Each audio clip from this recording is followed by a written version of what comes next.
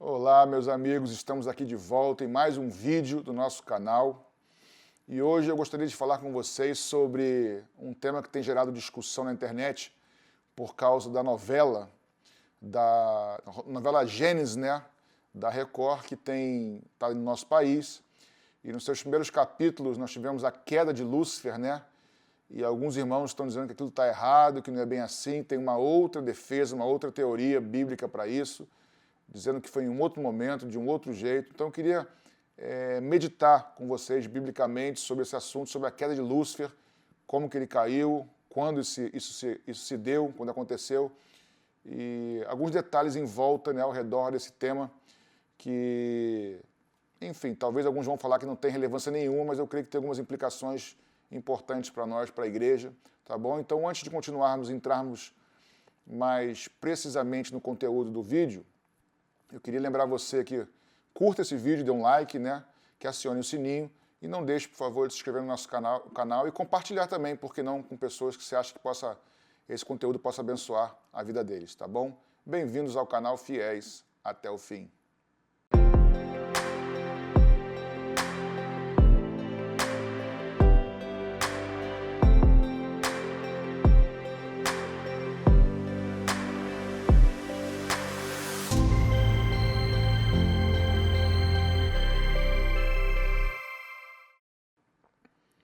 Então, para nós iniciarmos o nosso estudo, eu já queria, de antemão, logo no começo do estudo, apresentar duas vertentes bíblicas, duas interpretações bíblicas a respeito da queda de Lúcifer. A primeira, que é o que a novela Gênesis nos apresenta, em que Lúcifer teria caído, sido precipitado na Terra, antes da criação da Terra, do jeito que está hoje, a criação de Adão e Eva.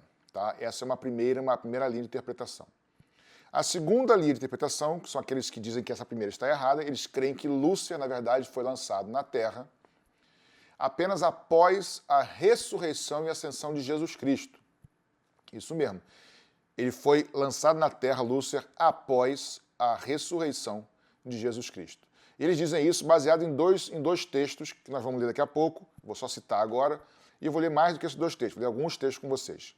O primeiro é o texto de Jó, que diz que, lá no livro de Jó, que o Satanás, Lúcifer, ele tinha acesso, né, aos céus e ao trono de Deus lá, quando os anjos se reuniam. Satanás também tinha acesso, já como Satanás, e não mais como querubim ungido, não mais como Lúcifer. Tá? Então, eles dizem que até então Satanás então não tinha sido lançado na terra. Isso é o que diz a segunda vertente. E quando Jesus morre e ressuscita, ele aí sim é lançado na terra. E eles defendem isso baseado no livro de Apocalipse, capítulo 12, juntando Jó com o Apocalipse, principalmente, não só, mas esses dois textos, ele vai dizer que Apocalipse está claro que Satanás é lançado na terra só depois da ressurreição de Jesus. Tá? Antes de caminharmos, de cara, eu já vou me posicionar aqui, tá? Que eu respeito a posição de quem crê nessa segunda alternativa, mas eu entendo claramente e biblicamente que Satanás foi lançado na Terra antes da criação de Adão e Eva, lá atrás, e não somente depois da ascensão, ou da ressurreição e ascensão de Jesus Cristo, e vou explicar o porquê. Tá? Vou ler Apocalipse 12, vou ler os textos de Jó, capítulo 1, capítulo 2, e mais alguns textos de Isaías, Ezequiel, que vão preencher e colaborar para a gente trazer uma doutrina bíblica sobre esse evento da queda de Lúcifer, que trouxe implicações, obviamente, para a humanidade. Tá bom? Então eu quero ler agora com vocês um texto que está em Ezequiel, capítulo 28. Aliás, antes de ler Ezequiel, deixa eu só dizer uma coisinha aqui para vocês, que eu lembrei agora. Se a primeira linha entende que Lúcifer foi lançado na Terra antes da criação de Adão e Eva, e a segunda que só depois da ressurreição de Jesus Cristo, essa segunda opção, dizem eles, Lúcifer virou Satanás, ele caiu, no sentido dele, ele pecou 4.000 anos antes, ou mais, mas só foi precipitado na Terra depois da ressurreição, ou seja, durante 4.000 anos ou mais, Satanás já era Satanás, não era mais o querubim da guarda, mas ainda assim não havia sido lançado na Terra, tá bom? E nós vamos ver, segundo Ezequiel, segundo Jó, segundo Isaías e Apocalipse, que a doutrina bíblica parece não ser exatamente essa, tá bom? Então agora sim, Ezequiel capítulo 28, eu vou ler do verso 12 ao verso 19, que diz assim, tá? Filho do homem, levanta uma lamentação contra o rei de Tiro e diz-lhe, a lamentação é contra o rei de Tiro. Assim diz o Senhor Deus, tu és o sinete da perfeição, cheio de sabedoria e formosura. Estavas no Éden, jardim de Deus, e todas as pedras preciosas te cobria, o sárdio, o topázio, o diamante, o berilo, o ônix, o jaspe, a safira, o carbúnculo e a esmeralda. De ouro te fizeram os engastes e os ornamentos, no dia em que foste criado, foram eles preparados. Tu eras querubim da guarda ungido, e te estabeleci, permanecias no monte santo de Deus, no brilho das pedras andavas. Perfeito eras nos teus caminhos, desde o dia em que foste criado, até que se achou iniquidade em ti. Na multiplicação do teu comércio se encheu o teu interior de violência, e pecaste pelo que te lancei profanado fora do monte de Deus, e te farei perecer, ó querubim da guarda, em meio ao brilho das pedras. Elevou-se o teu coração por causa da tua formosura, corrompeste a tua sabedoria e por causa do teu resplendor, lancei-te por terra, diante dos reis te pus, para que te contemplem. Pela multidão das tuas iniquidades, pela injustiça do teu comércio, profanaste os templos, ou melhor, profanaste os teus santuários. Eu, pois, fiz sair do meio de ti um fogo que te consumiu e te reduziu a cinzas sobre a terra, aos olhos de todos os que te contemplavam. Todos os que te conhecem entre os povos estão espantados de ti. Vens a ser objeto de espanto e jamais subsistirá. Então vamos lá, o que esse texto aqui está nos dizendo? Primeira coisa, precisamos entender o seguinte, que Deus está mais uma vez aqui se utilizando de algo, eu não vou dizer real, mas de algo natural, do rei de Tiro, é uma profecia contra o rei de Tiro, e Deus está se utilizando de coisas naturais para falar de coisas espirituais. Aliás, Deus faz inúmeras vezes isso, não só no Antigo Testamento, como também no Novo. O Senhor se utiliza de algumas coisas na terra para falar, para explicar princípios e coisas espirituais. Nós vemos aqui, eu estou olhando para cá porque estou com a Bíblia aqui com o aplicativo, diz no verso 13 e 14 que o Lúcifer, ele era um querubim ungido da guarda, ele estava no Monte Santo de Deus e no Éden, jardim de Deus. Então, calma aqui. O jardim do Éden nós sabemos que era onde Deus colocou Adão e Eva, tá? O Monte Santo de Deus é o Monte Sião, lá em Jerusalém e tal. Se nós entendemos que aqui o Éden é realmente o Éden literal do jardim, então Lúcifer estaria no Éden e teria caído ou teria pecado contra Deus depois da criação do homem, o que não é um fato. Tanto é que o próprio texto diz aqui que ele foi lançado, no verso 16, ele foi lançado fora do Monte Santo de Deus. Então o Monte de Santo de Deus não era o Monte Sião, porque não tinha antigamente nessa época. Então você vê que Deus usa a figura do Éden como lugar de perfeição, usa o monte de Deus como lugar da habitação de Deus, como lugar do santo lugar de Deus, mas coisas espirituais, não literais. Satanás não estava no Éden como querubim ungido ainda, tá? Ele foi lançado, verso 16 de novo, fora do santo monte. Não é o monte de Sião que ele foi lançado fora. Então aqui é uma figura, tanto o Éden, lugar de perfeição, lugar de plenitude, o Monte Santo como lugar da habitação de Deus, tá? Porque as coisas criadas na terra, elas são um reflexo da realidade espiritual. Então ele era um querubim ungido, ele era perfeito até que se achou iniquidade dele, verso 15, de novo, verso 16, foi lançado fora do santo monte, verso 17, foi lançado na terra, e o verso 19, no fim, deixará de existir para sempre. Então ele foi lançado fora e um dia deixará de existir para sempre. Por causa da sua iniquidade, porque ele pecou contra o Senhor, isso seria uma outra história, mas o fato é que ele era querubim ungido, da guarda, ele era um anjo perfeito, ele foi criado antes de cair, tá bom? Agora nós vamos partir para outro texto, que é o texto de Isaías, capítulo 14, que eu vou abrir aqui, Isaías, capítulo 14, já antecipei aqui, dos versos 12, tá? O verso 12, 13, 14 e 15. Isaías 14, 12 a 15 diz o seguinte: aí não é mais uma profecia contra Tiro, e sim contra a Babilônia, tá? E Babilônia foi uma cidade real que Deus julgou, mas a Babilônia prefigura um sistema maligno no final dos tempos, prefigura a uma cidade também, porque não um sistema que será consumido e será destruído no final da história. Mas o texto diz assim, de Isaías 14, de 12 a 15, que Deus também usa Se lá ele usou Tiro para falar de Lúcifer caindo, aqui ele vai dizer a mesma coisa, se referindo à Babilônia, tá? O verso 12 diz o seguinte: como caíste do céu, ó estrela da manhã, filho da alva? Como foste lançado por terra, tu que debilitavas as nações. Tu dizias no teu coração, eu subirei ao céu, acima das estrelas de Deus exaltarei o meu trono, e no monte da congregação me assentarei nas extremidades do norte. Subirei acima das mais altas nuvens e serei semelhante ao Altíssimo. Ele abriu espaço por orgulho dentro de si. Contudo, serás precipitado para o reino dos mortos, no mais profundo abismo. Os que te virem te contemplarão, hão de te fitar e dizer-te, é este o homem que fazia estremecer a terra e tremer os reinos? E aí a história continua. Que punha o mundo como um deserto, assolava as cidades, e aí vai descrever toda a questão aqui da Babilônia. Então nós temos o texto de Ezequiel falando sobre algo natural, explicando o espiritual. Querubim caiu, foi lançado na terra, lançado do Santo Monte de Deus. Aqui em Isaías 14, fala do tempo da queda da Babilônia, fala de um tempo que Deus daria descanso para o seu povo, é o tema aqui, tá? E a Babilônia é uma figura escatológica do fim dos tempos, como eu já disse, tá?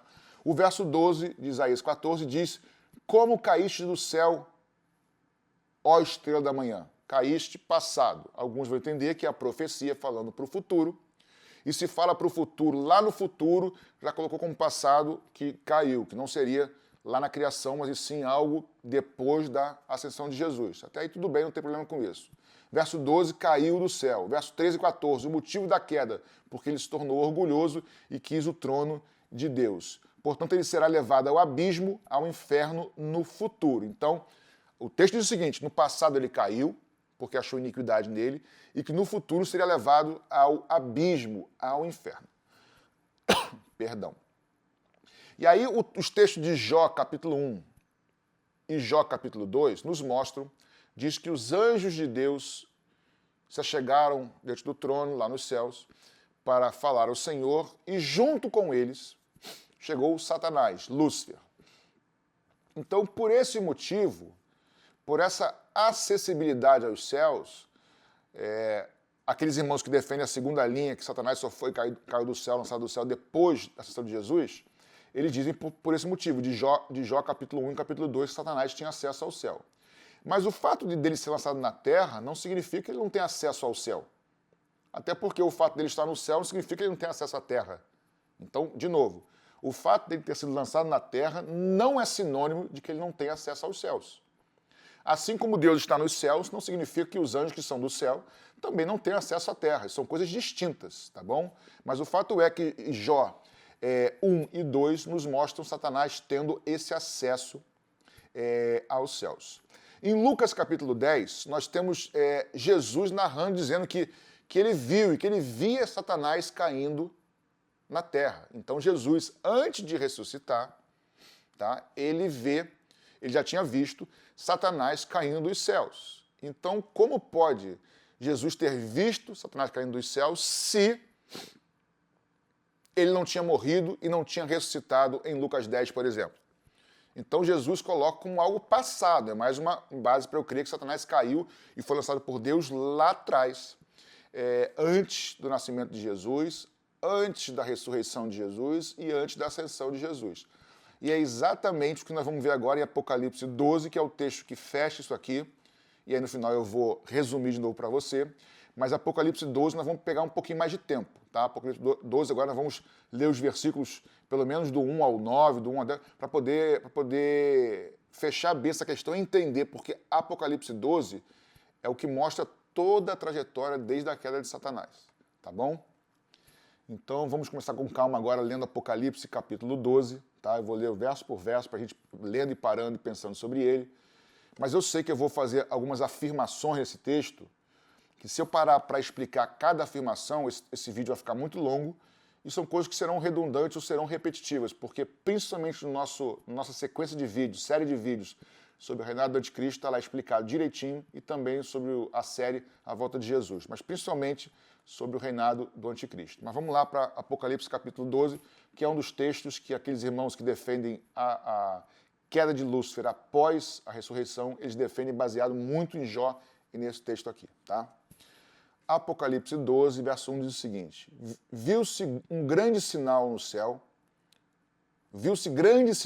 a saber, uma mulher vestida de sol, com a lua debaixo dos pés e uma coroa de 12 estrelas na cabeça, que, achando-se grávida, gritava com as dores de parto, sofrendo tormento para dar à luz. Havia uma mulher para dar à luz a um filho, obviamente, tá?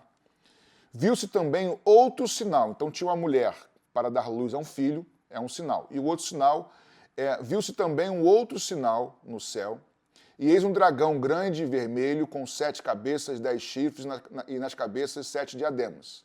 Aqui, o que é esse dragão? Está falando de Satanás, e você precisa ver o vídeo sobre o Império do Anticristo, tá? O governo do Anticristo, você vai entender, são 10 vídeos, uma série maravilhosa, tá?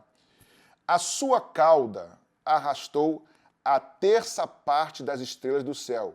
A sua cauda, desse dragão, arrastou a terça parte das estrelas do céu, arrastou sobre si, as quais lançou para a terra. E o dragão se deteve em frente da mulher que estava para dar à luz, a fim de lhe devorar o filho quando nascesse. Então vamos lá, verso 4, 3 e 4. Viu-se um segundo sinal. O primeiro sinal é uma mulher vestida de sol, com lua e as estrelas. Primeiro sinal. Segundo sinal, versículo 3, um dragão. Esse dragão, no versículo 4, ele arrastou sobre si terça parte das estrelas do céu. Esse dragão é Satanás. Ele arrastou, ele trouxe com ele um terço das estrelas do céu. Estrelas são anjos aqui. Aliás, estrela é um símbolo na Bíblia. Estrela significa posição espiritual. Esse dragão arrastou um terço das estrelas sobre si consigo, as quais lançou para a terra. E o dragão se deteve em frente à mulher que estava para dar à luz, a fim de devorar o filho quando nascesse. Pergunta que você pode responder. Esse dragão, que é Satanás, ele arrastou consigo, enganou um terço dos anjos das estrelas e arrastou para a terra. Esse dragão se colocou na terra, junto com essas estrelas, com esses demônios, com esses anjos caídos, e ele ficou de frente para a mulher que ia dar luz quando nascesse o filho. Pergunta é, esse dragão caiu do céu e foi arrastado com as estrelas do céu e se colocou diante dessa mulher antes ou depois nasceu o filho da mulher? Está claro no texto, verso 4. Ele se colocou diante da mulher depois de arrastar um terço, a fim de devorar o filho quando nascesse. Ou seja, esse dragão foi lançado da terra, foi arrastado dos céus junto com as estrelas e as estrelas com ela, com o seu rabo, né, com a sua cauda, rabo é feio, né, mas com a sua cauda, ele trouxe consigo, enganou as estrelas. Aliás, dragão e cauda na Bíblia significa traição, tá? Algo que vem por trás e engano. Então a pergunta volta aqui, esse dragão se colocou diante da mulher antes ou depois dessa mulher dar luz ao filho? Está claro no verso 4 que ele caiu e arrastou as estrelas antes dessa mulher dar luz ao filho. Está claro no verso 4. Verso 5. Nasceu-lhe, pois, o filho varão. Aí nasceu o filho varão, verso 5. Que há de reger todas as nações com cetro de ferro. Quem é esse? Jesus Cristo, que nasceu. Então Lúcifer arrastou um terço das estrelas, um terço, arrastou sobre si, tá? Junto com ele, um terço dos anjos para a terra, certo? Antes de nascer o varão, antes de nascer Jesus Cristo, aquele que no futuro irá reinar e reger todas as nações com um cetro de justiça. E o seu filho foi arrebatado para Deus até o seu trono. Isso é a história da humanidade, irmãos. Lúcifer caiu dos céus, arrastou consigo um terço dos anjos, ficou diante da mulher que ia dar luz àquele que iria reger as nações, a Cristo, ao Messias. Essa mulher, aí eu afirmo aqui, essa mulher, sem sombra de dúvidas, não é a igreja, essa mulher aqui, sem sombra de dúvidas, é Israel, foi a mulher que deu luz ao Messias, e esse Messias varão que vai governar a terra, que vai governar as nações com um cetro de ferro, ele foi arrebatado ao trono de Deus. Isso é a história da humanidade. Lúcifer cai primeiro, lançado na terra com os anjos, começa a perseguir a mulher, para quando nascesse o filho, esse filho fosse morto. Lúcifer não sabia quem era o Cristo. Quando veio Moisés, ele tentou matar Moisés de todo jeito. Não conseguiu matar Moisés. Porventura, creio ele, pode ter achado que, quem sabe, esse não será o libertador, mas não era. E tentou matar assim ao longo da história, até que em Cristo, ele não teve dúvida que Cristo realmente, ou Jesus era o Cristo, o Messias, porque o inimigo não tinha espaço. Jesus fala que o inimigo não tem parte comigo. Então ele soube que era o Cristo. Mas desde que ele caiu na terra, e a terra foi criada, e o homem, e a maldição veio para que a serpente teria inimizade com a mulher, ele já sabia. Então, verso 4 e 5, para caminharmos. Primeiro, o dragão é lançado na terra e leva junto consigo um terço dos anjos. Segundo, ele se coloca na terra diante da mulher que iria dar luz ao filho, que é o verso 4 ainda. Verso 5, esse filho nasce. Que filho? Jesus Cristo, que irá governar as nações com cetro de justiça, com cetro de ferro. E depois, no verso 5, para terminar, ele é arrebatado aos céus. No verso 5, Jesus é arrebatado aos céus. Até o verso 5 aqui, nós temos um relato de coisas do passado. Mas aqui vai começar a mudar. Aí a história continua. A mulher, porém, fugiu para o deserto, onde lhe havia Deus preparado um lugar para que nele a sustentassem ou a sustentem durante 1.260 dias. Então, depois que a mulher deu à luz a Jesus Cristo, Israel, Jesus Cristo subiu aos céus e foi arrebatado, versículo 5.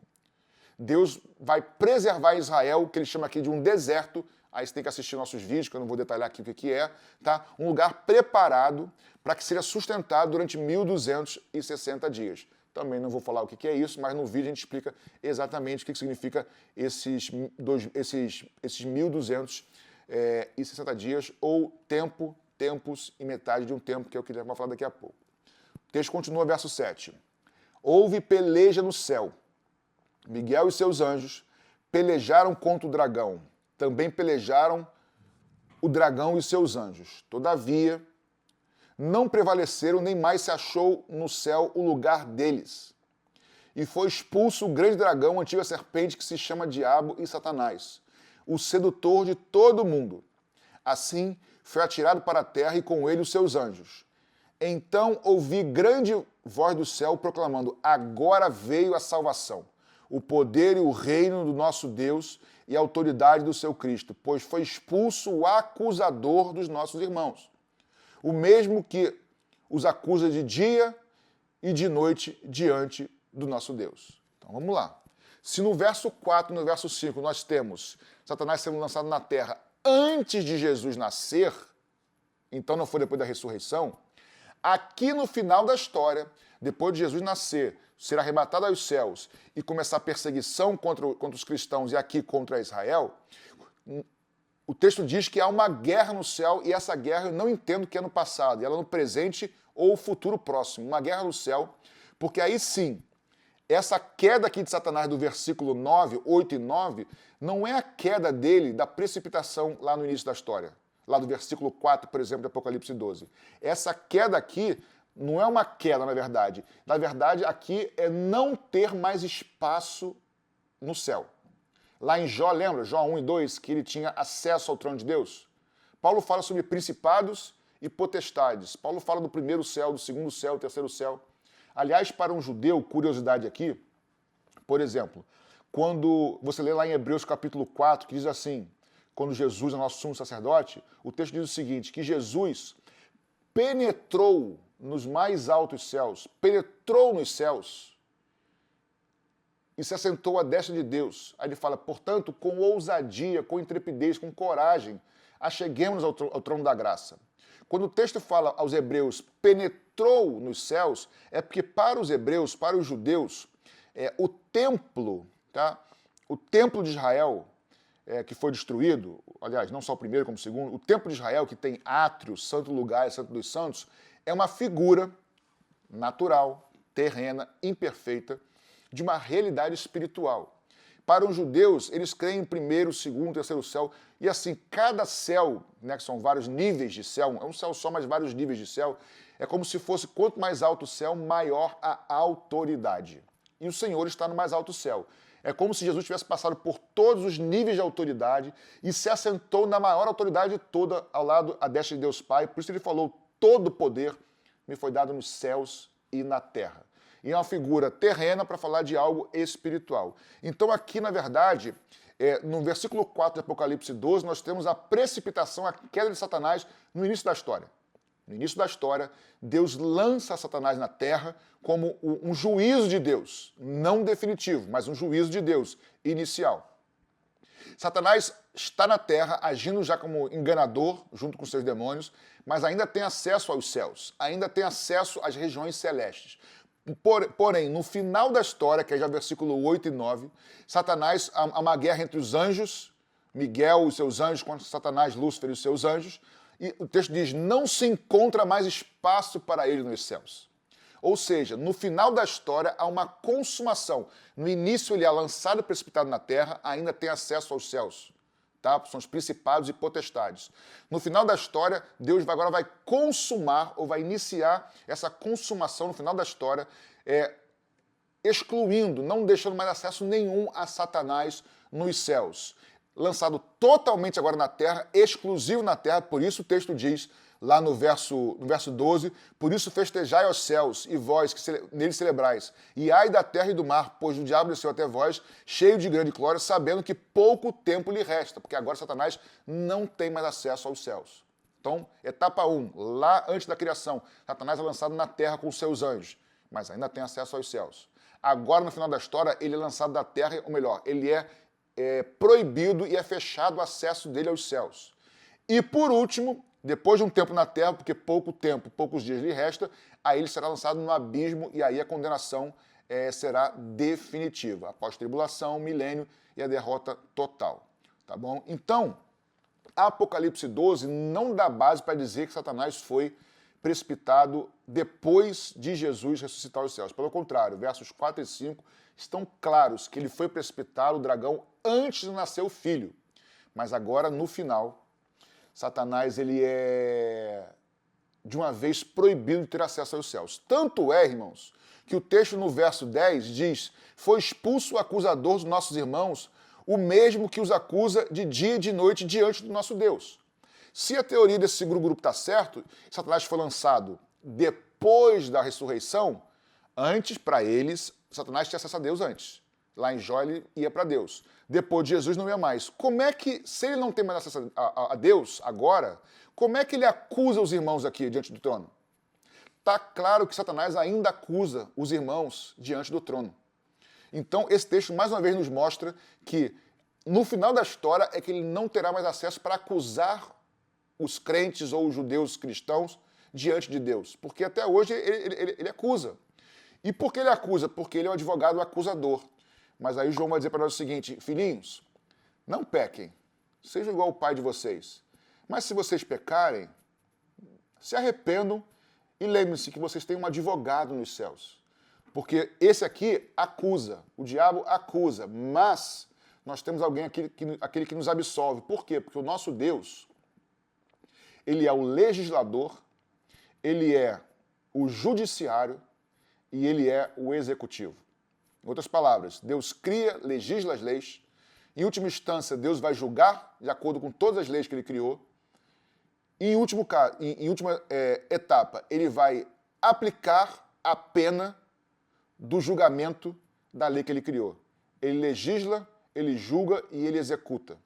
Pois bem, nós todos estávamos fadados à condenação eterna porque todos pecaram e destituídos estão da glória de Deus. E o salário do pecado é a morte. Romanos 6, 23 e Romanos 3, 23. Levítico 17 vai dizer que a vida está no sangue. E você só vence morte com vida. Por isso que sem derramar sangue não há remissão de pecados. Por isso que tem que derramar sangue para ter remissão de pecados. Jesus, pois, derramou sangue por nós. Nós somos acusados dia e noite pelo inimigo, até que não haverá mais espaço para ele no céu. Mas ele continua nos acusando como um advogado acusador.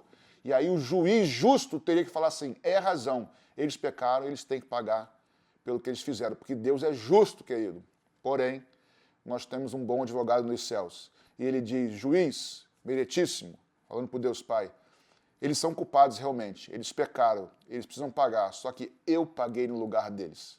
Eu paguei e derramei sangue no lugar deles, louvado seja o nome do Senhor, por isso nós estamos livres de toda condenação por causa do sangue de Jesus Cristo. Mas o advogado de acusação continua acusando. Se ele não tivesse acesso aos céus hoje, ele não poderia acusar diante do trono de Deus, segundo está no verso de número 10. Então, para terminarmos, duas teorias, duas linhas de interpretação bíblica. A primeira crê, e eu vou explicar para terminar, que Satanás foi lançado na terra antes da fundação do mundo, por motivos espirituais que não nos foram totalmente revelados. Algumas coisas foram. E o segundo crê que Satanás foi lançado na terra depois da ressurreição de Jesus. Nessa segunda teoria aqui, que eu não creio, Satanás caiu, pecou, deixou de ser querubim ungido para virar Satanás, ou adversário, ou Lúcifer, passou 4.000 anos ainda no céu, e só agora, no final da história, depois de Jesus ressuscitar, ele foi lançado na terra. Não creio nisso por inúmeros motivos, já expliquei e vou revisar agora de maneira bem rápida. Eu creio que entre Gênesis 1:1 e entre Gênesis 1:2, versículo 1 e versículo 2, alguns entendem assim, dentre eles eu, existe um lapso de tempo muito grande, porque a terra estava sem forma e vazia, e nesse tempo aí é que Satanás caiu, provavelmente, tá?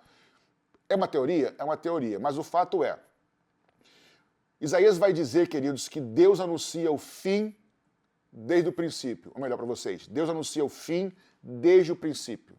No princípio, Satanás foi lançado na terra porque ficou orgulhoso, quis o trono de Deus e caiu. No princípio. Princípio do juízo de Deus sobre Satanás. Mas vai ser consumado de maneira plena somente no final da história. Satanás foi lançado na terra, mas ainda os demônios fazem parte de principados e potestades dos ares. Satanás ainda tem acesso às regiões celestes. Mas no final da história, lá em Gênesis 12, que é um apanhado do apóstolo João, ele diz, no versículo 4 e 5, para terminarmos, Satanás, o dragão, foi lançado na terra e levou consigo 1/3 das estrelas dos anjos.